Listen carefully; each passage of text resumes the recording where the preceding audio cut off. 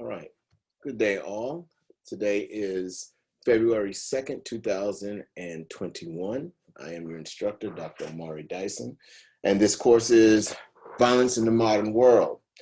Today, I just wanted to take some time just to talk about a few, words. I just want to operationalize a couple words. Some people may be run into a little confusion with, but they will also be helpful as you progress through the course, and also through not only through the course, but also if you are a PCS major, these would help you in your other courses, but also in life in general, just to help you all know how to navigate yourself in conversations with other people, etc. But before we begin, I just want to take a moment of silence. Just want you guys to take a time just to be thankful of the opportunity that you have to be here, the people who are in your life, those people who sacrificed their time and effort for you to be where you are. And we'll just take a few seconds just to take that time to focus on that.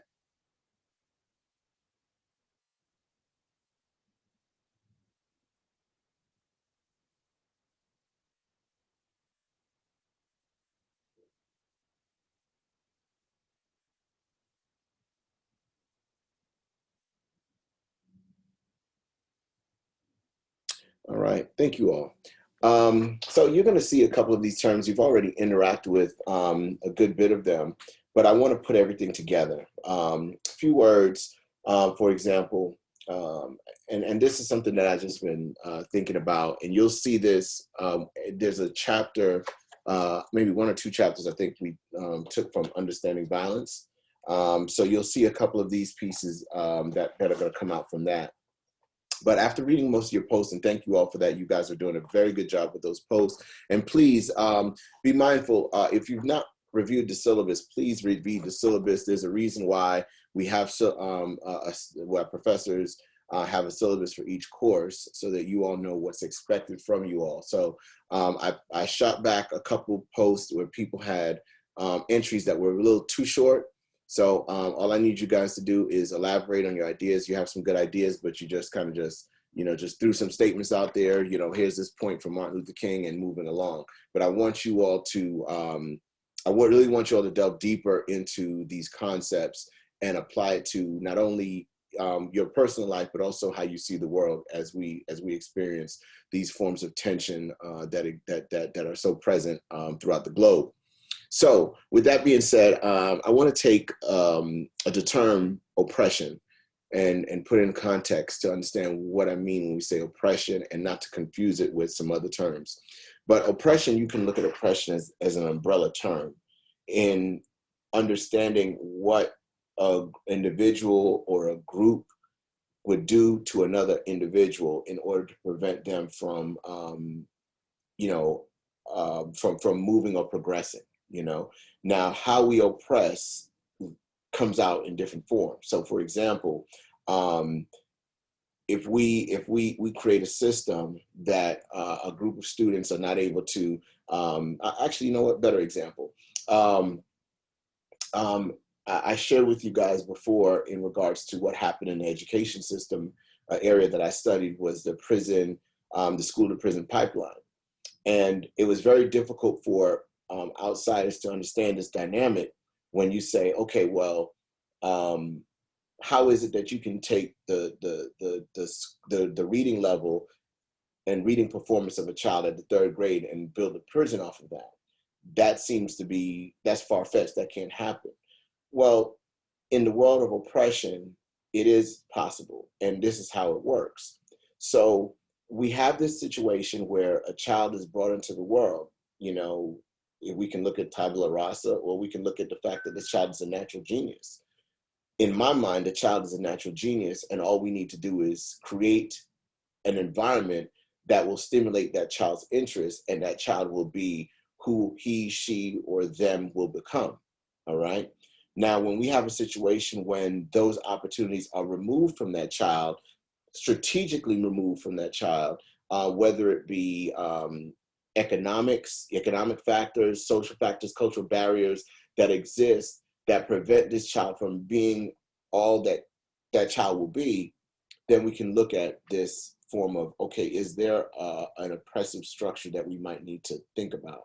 So for example, a child that may not have opportunities to achieve or exposure to books, because they are in a low income environment because of other factors that that child is not in control of, then those are issues and barriers that we need to look at as potentially oppressive. All right. How it comes out in the school system, the direct relationship is the child and the teacher. If the teacher, and I remember this growing up when I was in school, where a child would be very excited, myself being very excited about learning a lesson, and teacher asks a question and I raise my hand, teacher doesn't acknowledge me. And every time the teacher is constantly asking a question, the teacher asks, redirects his energy to another child or student that's not even paying attention or that guy has his head down. So I'm like, well, here's my hand, hey, hey, hey. And eventually the energy of putting that hand up goes down and down until you find yourself in the classroom like, why am I here? Just that, it was not a direct, I'm not going to, or I'm going to push you down and hold you down, but it was a subtle, by not acknowledging you or acknowledging your presence or acknowledging that you want to answer this or your enthusiasm, that creates a dynamic that then begins to feed into the psyche of the child, or in my case, my own psyche. And I become disconnected from what happens in the school system. Now, let's say this begins to happen in from a kindergarten level all the way up to the third grade. Now we see that this child now has been bred to act like this. Combine that with lack of resources at home and other environmental factors that might contribute to this. This child is now in a situation that they are now an oppressed child. Okay.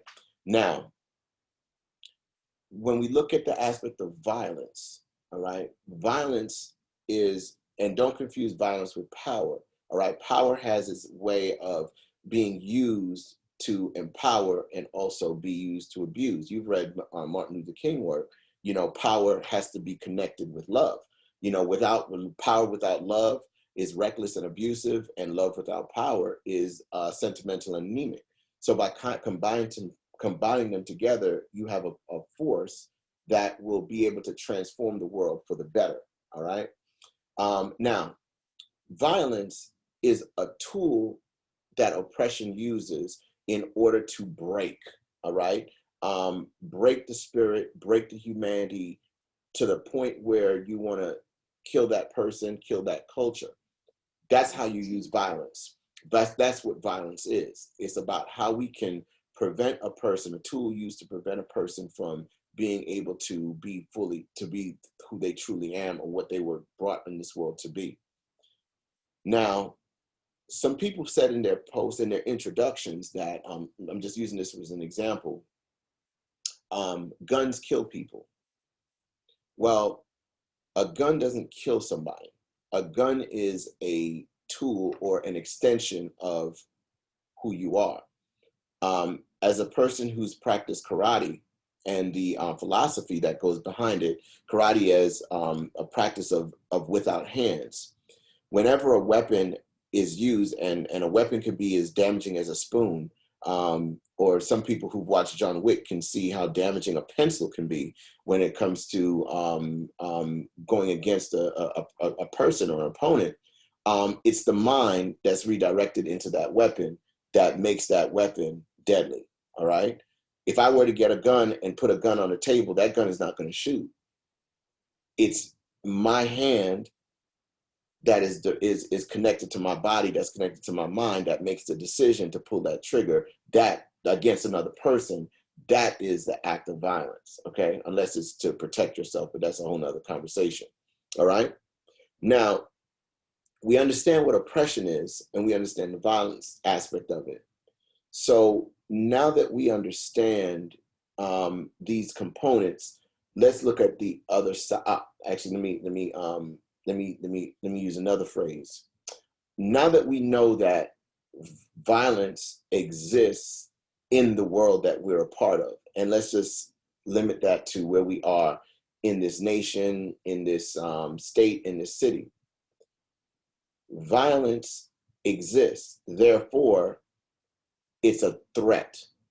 All right, so that means that the violence exists someplace in the world, so we know that the threat exists out there in the world.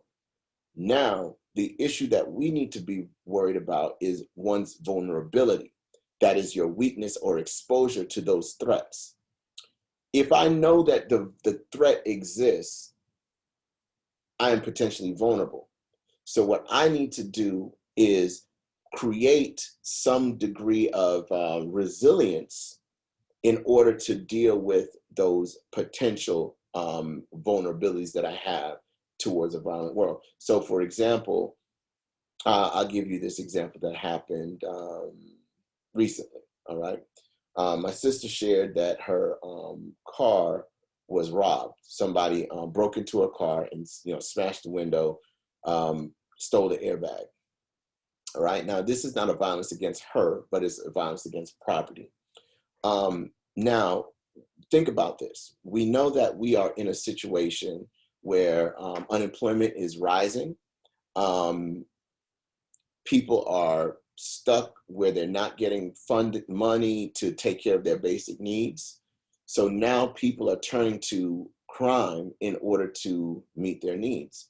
They don't care about anybody's feelings or anybody's thoughts. They're now surviving. And some people are just doing it out of greed, but some people are doing it out of survival. I don't know. I'm just saying crime exists. All right. So now that we know that crime exists, we now understand that, okay, I'm in an area that may cause, and I'm not blaming, I'm saying that we are in an area or a situation that might brew some criminals or criminal activities.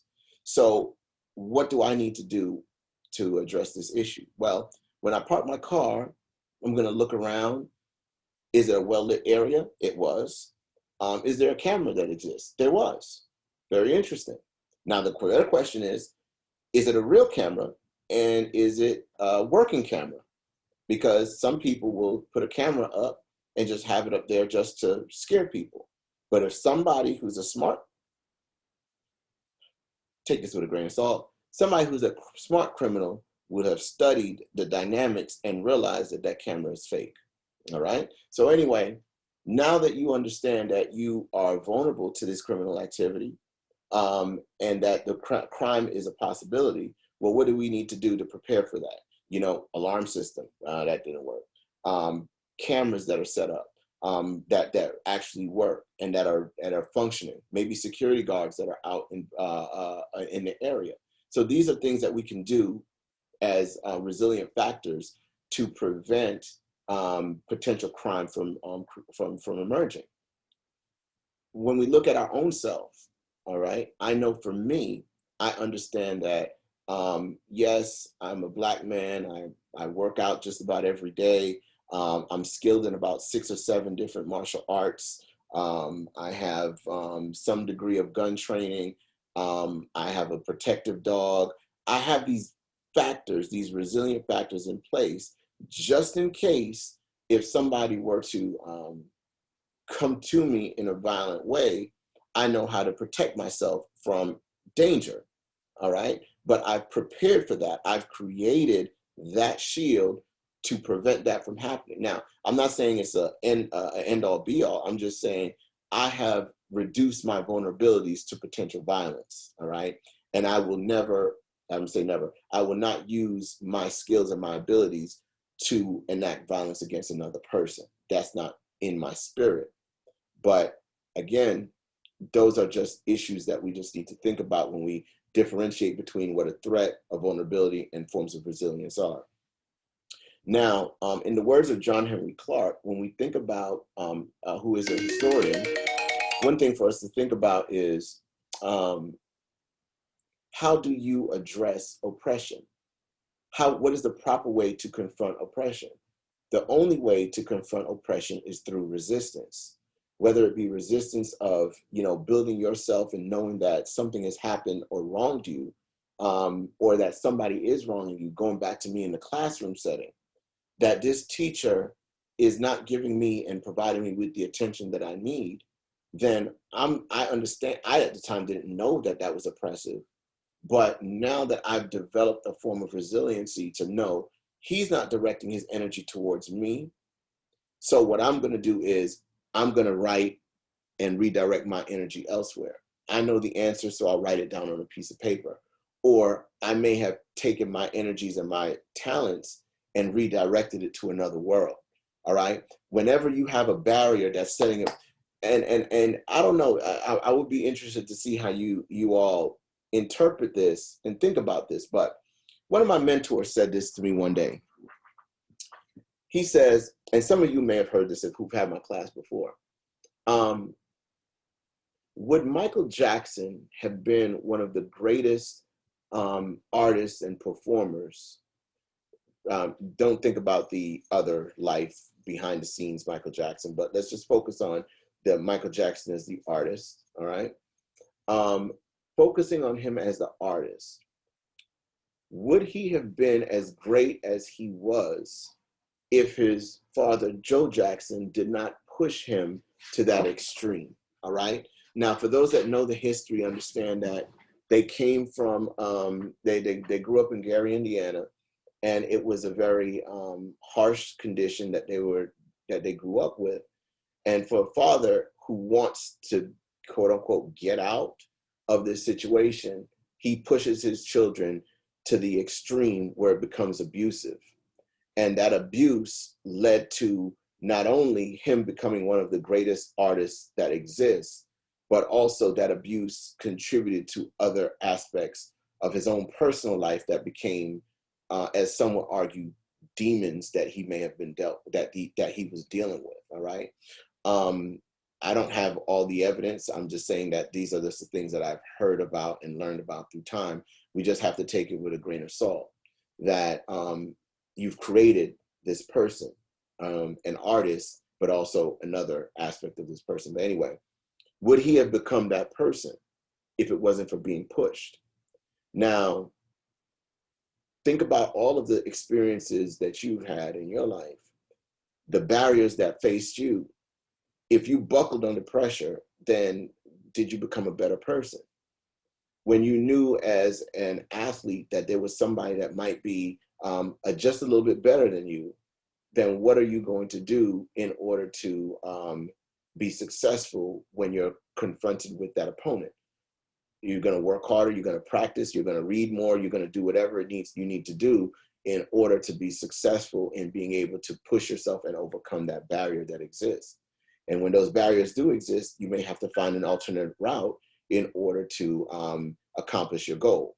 That's the reason why I love the dung beetle so much, because the dung beetle that's coming out of Africa, Kemet or Egypt, people believe that long time ago, believed that the dung beetle was resurrected itself and believed that it was just a very spiritual insect. When in actuality, the dung beetle was having its way of using dung and creating, its own life exists within dung. But when you look at the dynamics of a dung beetle, you see that there are two forms of dung beetles, right? These ones that have these horns that are very strong and very effective. And what they do is, you have the nest where the female dung beetle would be, and the more aggressive males, and they all linear. What they'll do is to prevent other dung beetles from getting into the nest, they will push and use their horns to fight the other weaker, less horned dung beetles from getting in. So what these weaker dung beetles figured out was these guys are going into a linear fashion. So what I need to do is instead of me going to fight them, which I cannot fight, I'm going to dig a hole around that dung beetle and I'm going to enter the nest and lay my seed. So I share that story because you have to understand when life throws these barriers at you, try not to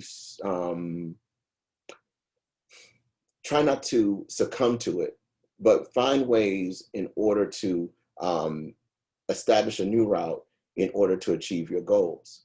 And as you move towards the future, in whether it be these projects, etc., Look at these forms of resilience that people have done in the face of violent acts that have brought people to their knees. But for some reason, these people are still fighting. These people still exist. What is it about these individuals that keeps them going? When you have these most atrocious acts that occur in this society and that have happened in this society, but a group of people and a group of individuals are able to still keep going. That is the aspect of resistance that we have to understand. And that is the area that we need to expose when we look at the relationship between violence, resistance, and transformation. Thank you all for your time and energy. I wish you all the best. Please, if you have any questions, email me. Let me know if you have any issues with downloading or uploading any information. I hope everybody's doing well. I hope your loved ones are doing well. Take care of yourselves and be safe.